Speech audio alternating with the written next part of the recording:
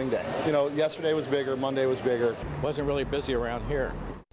All-Star Week was a resounding success for the city, but more successful for some than for others. Good evening, everyone. All-Star Week is over. Cincinnati's claiming a victory despite that National League loss in the game last night.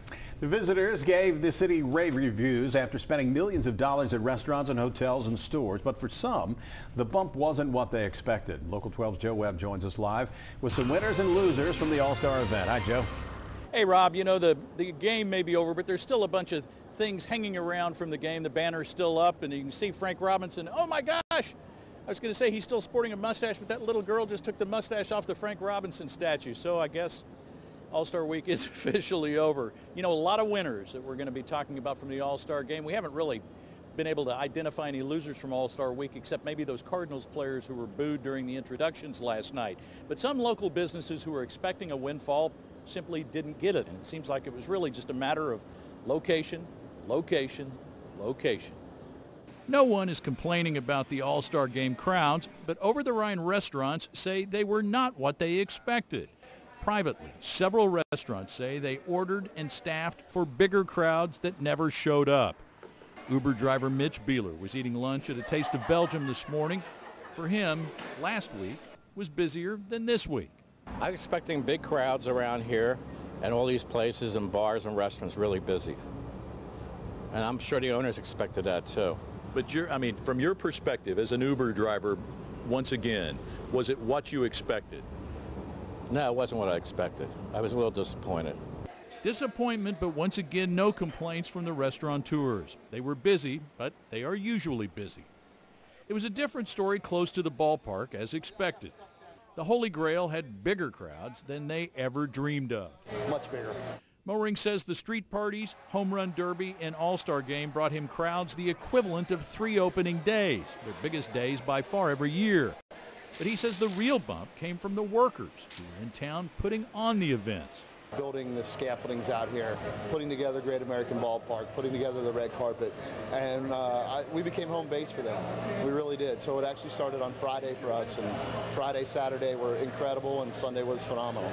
He's not sure exactly how much beer and food they sold, but was concerned he'd have enough to open today. Across the street, fans were still grabbing up as much all-star merchandise as they could at the Reds gift shop.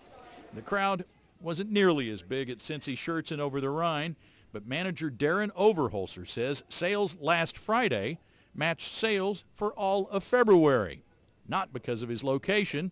He chalks it all up to the shirt, lampooning Ariana Grande.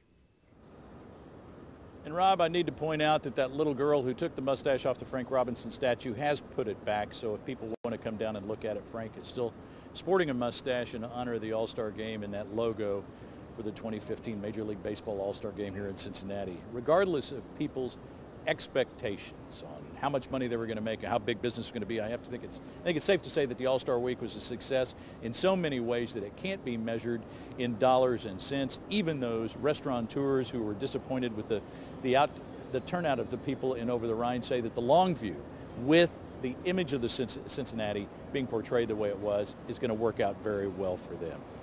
And also, Rob, despite all the folks that spent all the money down here near the ballpark, we were told by some folks on the wait staff they weren't particularly great tippers.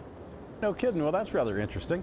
I'm wondering, Joe, if locals stayed away from OTR because they were anticipating big crowds, and that may be the reduction in the volume. What do you think?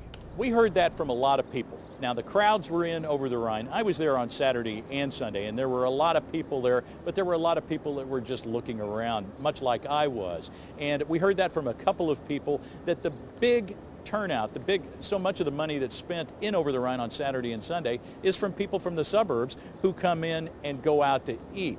Those people weren't coming in to go out to eat because they were fearful of the crowds. Yeah. Good story, Joe. Thanks very much.